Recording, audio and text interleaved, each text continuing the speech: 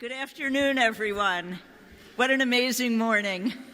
It really has been for so many of us, the reflections, the remembrances, and the thoughts about moving forward. And certainly the day so far has been focused so correctly on the unbelievable changes that New Orleans has experienced in the decades since Katrina.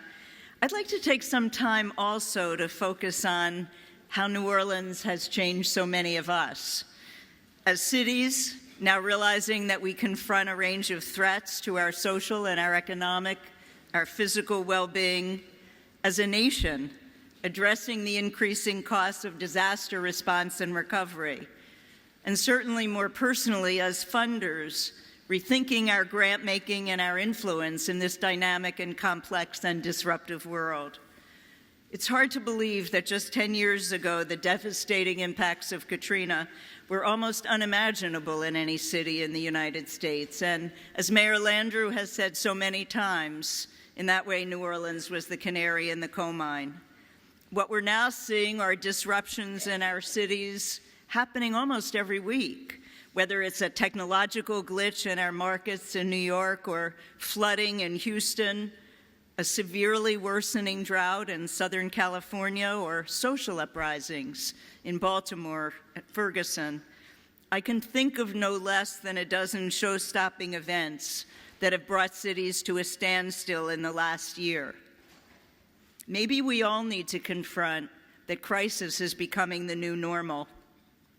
It's true that cities have always dealt with challenges, but in the 21st century, they're coming with greater frequency and greater impact, as you know better than anyone.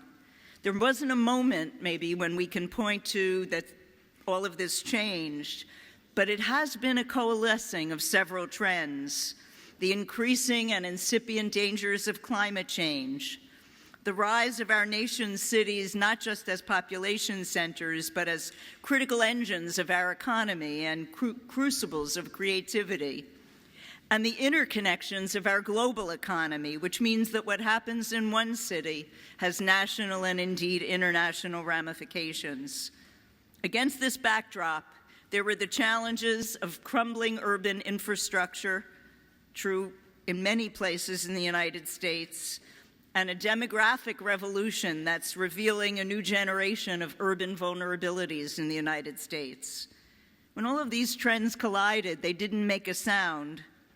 But in the aftermath of Hurricane Katrina, we heard the result. The rushing of the waters over the levees, the cries for help from the rooftops, and the silence of once vibrant neighborhoods. But we now know, and we've given so much attention to this already, it was what we couldn't hear, what for decades had gone on unspoken, that became the real story of New Orleans after Katrina. Decades of racial and social tensions, a public school system in decline, people long left behind. When the levees broke, these problems floated to the surface, making it impossible for the city to rebound quickly and effectively in the immediate aftermath. But what we know now is this: storms may be inevitable, but crisis is not. Not every disruption has to become a disaster. And by building resilience, New Orleans and other cities can prepare for the next disruption while building a stronger society and a stronger economy at the same time. And when disruption does happen, when misfortune hits, as it did in New Orleans, cities have the opportunity, as New Orleans has taken, to change, to grow, to transform. And this is the essence of resilience building. The results of investment in New Orleans are undeniable. Once a city, people fled, it is now a place where people are flocking. People returning home, building back their lives, building back their homes, and building a new New Orleans based on a wonderful path and a wonderful past. Also, new people, young, innovative entrepreneurs are coming to the city, helping to creatively and innovatively solve problems. The economy is diversifying. We are seeing some improvements in the schools for some families, and communities more and more are singing off the same song sheet. These are examples of what we call resilience dividends, the idea that when you invest in systems that will help weather the storms, they'll pay off in the good times as well. And that's exactly what New Orleans is experiencing today. But 10 years ago, this wasn't a guarantee. In fact, as you know better, some question whether New Orleans should even be rebuilt. But for those of you who love this city, and indeed anyone who has spent any time here, not rebuilding was never an option. Rather, the question was how to rebuild in a way that would allow the city to bounce forward and not fall back into some of the same old destructive routines. That was a question that would profoundly change the way we at the Rockefeller Foundation thought about our work with cities. When Katrina struck, I was only 6 months into my presidency. We were in the middle of refreshing our strategy, and I remember so well, people told us to just give money and get out. But we knew from the days that followed that we had a deeper obligation, an obligation and a responsibility to help. Not just because we had grant-making ability, but because of our own history. We were the institution that funded Jane Jacobs for her seminal work, The Death and Life of Great American Cities. Our legacy, we had half a century or more of experience in the fields of urban planning and community development. And because of our own leadership, Darren Walker, who's now the president of the Ford Foundation, was one of my managing directors at the time. And he had a wonderful and strong background in community and economic development in Harlem. I had just left the University of Pennsylvania, where I had spearheaded our effort to help revitalize West Philadelphia, the community on our doorstep, which had many of the same root challenges that we were seeing in New Orleans, including poverty, some low-performing schools, and very high unemployment and crime rates. But it was also personal. My husband, Paul, who's here today, had been the dean of Tulane's law school. We knew this community, we loved the people, and I felt a personal stake in its recovery. It wasn't long before we had the chance to roll up our sleeves. In early 2006, I got a call from my dear friend, Walter Isaacson, who spoke this morning, son of New Orleans, on behalf of the Louisiana Recovery Authority. Walter asked if we could come in and help restart the planning process, which had broken down due to lack of trust and such high levels of frustration and uncertainty. We knew it wasn't the kind of invitation you turn down. The work, which I'll describe in a moment, became the precursor for the strategy that would define our approach at the Foundation for the next decade. That by building resilience on the front end, cities will need less emergency aid on the back end. Lives and property will be spared. And cities will be able to rebound faster and more effectively. New Orleans, in some way, was the hotbed, the test bed for all these ideas. And it was the springboard for us of more than $500 million we've invested in resilience building in cities of all sizes around the world in the last 10 years. It inspired us to create a network to help Asian cities better prepare for climate impacts and gave us the expertise to help New York think its own resilience after Superstorm Sandy. And it was the model for 100 resilient cities, now an almost $200 million commitment to help cities globally build social, economic, and physical resilience. And of course, New Orleans was one of the first cities selected to join. But it isn't just our grant-making strategy that's changed since Katrina. It's our fundamental understanding of what makes a city resilient. Resilient cities are aware of their assets and their vulnerabilities. They have diverse capacity, and they build capacity that's often redundant in the type of backups and alternatives that they can access, so that if one part of the system goes down, it can rely on another. Resilient cities are integrated in the way they share information. The left hand knows what the right hand is doing, and they're working together towards the same goals. They're self-regulating, meaning that if one part of the system fails, the entity can adjust to prevent catastrophic failure. And they are adaptive and flexible. They bend rather than break. But what has been so important for cities isn't just this conceptual framework for resilience thinking, but the lessons we've learned from the New Orleans experience. The first, that resilience isn't merely about how well we respond and react. By then it can be too late. It's about how well we plan and prepare. When we started working with Jeff Hebert and so many wonderful people in New Orleans through 100 resilient cities, he warned us that many people in the city were suffering, I think, from planning fatigue, among other things. And although this is a sickness I hope spreads to other cities, we knew what he meant. When we came in to restart the planning process in 2006, there were 3 separate planning processes already underway, operating under different factions of the city with no incentive for compromise and very little effort to ensure that all of the affected communities were considered in the process. That's what I mean when I say there's a difference between planning and preparing and how well we do it. Planning has to be integrated and it has to be inclusive. Experts, architects, planners, others, of course, are at the table, but they must be there alongside community representatives, civic organizations, and of course, the government. Can't be done from the top down or from the outside in. It must be led with deep citizen engagement. In 2006, we gave a $3.5 million grant to the Greater New Orleans Foundation, and we worked with them closely to steer the process of assembling what became the Unified New Orleans Plan. We sought extensive and continuous input from all stakeholders across more than 70 communities. We included many of those displaced by the storm, some who participated from remote locations by satellite or the internet.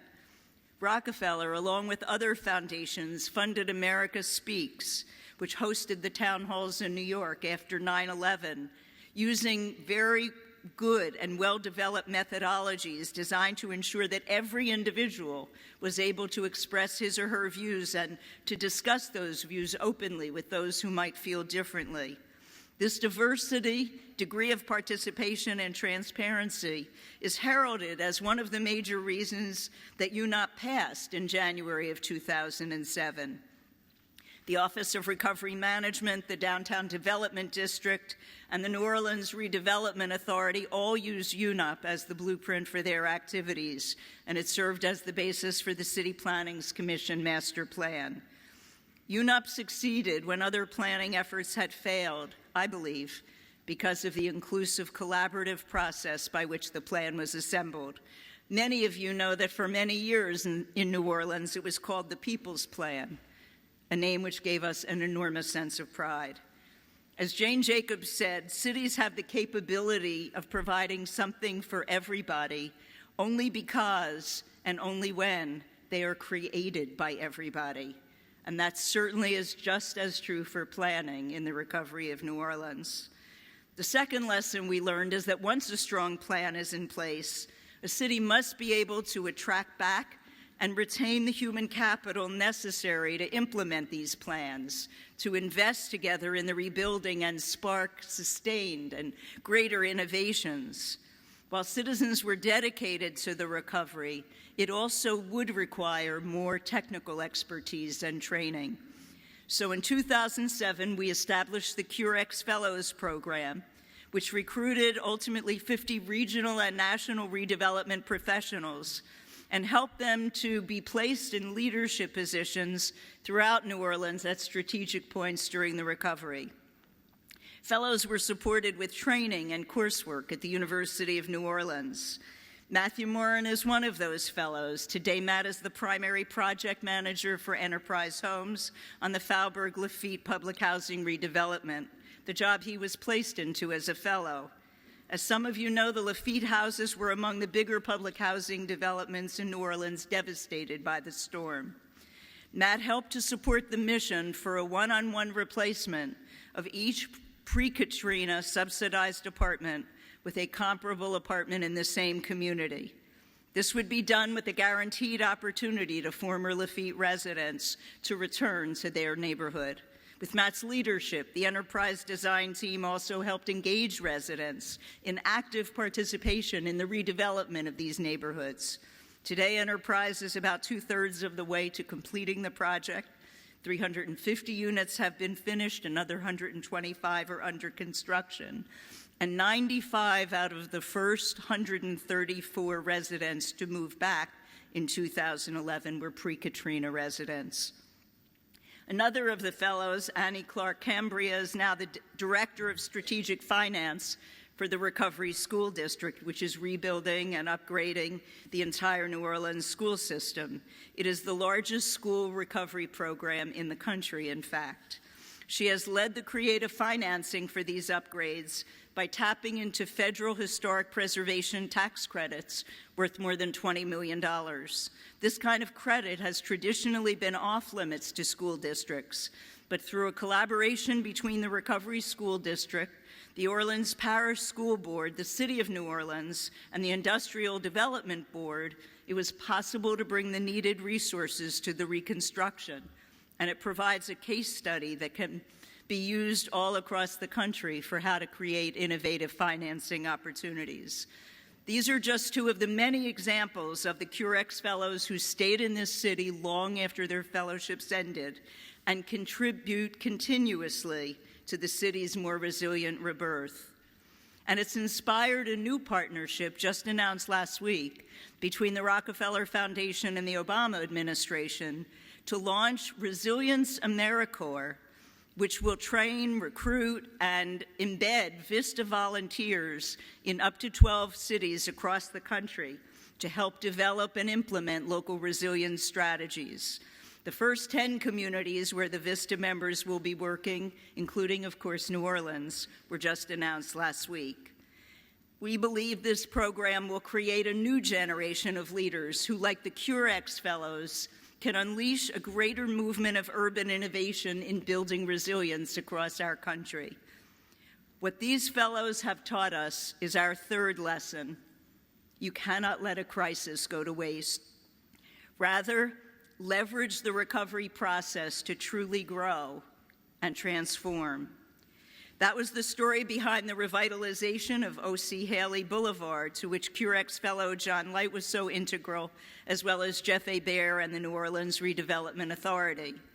Once a culture hub, once a hub of commerce, by the 1980s, the neighborhood was beleaguered and blighted, overrun by crime. While Katrina spared the area mostly in 2005, the residents saw an opportunity to leverage the recovery plans to revitalize this historic place. Thanks to those investments, today the boulevard is returning to its former glory, but with more modern amenities and more multi-purpose spaces, like the newly restored iconic 1910 E.A. Christie design building, the Myrtle Banks Elementary School, which is now a fresh food and community market and community destination, providing also co-working space for nonprofit, social, and creative entrepreneurs, as well as an artist exhibition space. We're also seeing this resilience mindset changing how the city is thinking about its water challenges, to learn to better live with water while creating new economic opportunities. For example, New Orleans' investment of $3.3 billion in new sewage and water infrastructure improvements, which is one of the largest infrastructure projects in the city's history, will also create thousands of jobs. To start, as a pilot, Delgado Community College has committed to training 250 workers to fill positions at the Sewerage and Water Board, pulling from the roles of the city's currently unemployed. These are the kinds of solutions that serve multi-purposes and yield the kinds of resilience dividends that I talked about, so that for each dollar invested, there's more than one type of outcome that's contributing to the city. But no matter how effectively we plan, how effectively we build human capital, or how effectively we leverage a crisis to bring about larger improvements, a city's ability to recover wholly and meaningfully in the end, comes down to social inclusion, community cohesion. From the very beginning, the story of this city's recovery could not be separated from its racial history and from the larger story of race and poverty in our country. From Ferguson to Baltimore to Oakland, we see this playing out over and over again. And so the question we must answer is, do all New Orleanians feel that the recovery is benefiting their lives, their families, their incomes, their communities? Is everyone from Treme and the Lower Ninth to the Garden District benefiting from this rebirth? Can everyone who wants to come back to New Orleans find their place? We know that as of now, the answer is no. And it remains a paramount challenge that New Orleans faces as it strives to be a model of resilience by 2018. But tomorrow, New Orleans will release its newest resilience strategy, and you'll see a number of projects dedicated to this very goal. One is the Welcome Table Initiative, which creates spaces for city leaders to open honest dialogues across the city to engage in real conversation about race and about reconciliation. Another project and priority is NOLA for Life, which is trying to tackle the issue of murder head-on through preventive strategies such as connecting youth with meaningful careers and revitalizing neighborhoods. Other cities, I believe, from Baltimore can learn from this city's renewed emphasis on facing squarely its issues around race, inequality, and social cohesion. And New Orleans can and is learning from others. Indeed, through 100 resilient cities, they're already working with Medellin and the Medellin Chief Resilience Officer, which is a city that has seen violent crime drop by 90%. And they are learning and trying to understand what worked and how it could apply to New Orleans. But being a resilient city doesn't mean being a perfect city. It doesn't mean 100% employment or a 0% crime rate. It doesn't keep the rain from falling, and it doesn't stop the water from coming in. But it does mean that when bad things do happen, and in this century, they almost assuredly will, you have the systems and the strategies and the leadership in place to take in new information, to adapt to changing circumstances, and to work to make sure that everyone is working towards a shared outcome. While no one will forget what happened 10 years ago this week, the story that I hope will ultimately be told about New Orleans will also be about incredible transformation and the innovations it continues to unleash, and the changes, the deep changes that will inspire in other cities around the world. This is a story that we at the Rockefeller Foundation are proud to play a part in writing, and we will continue to support this however we can. Thank you.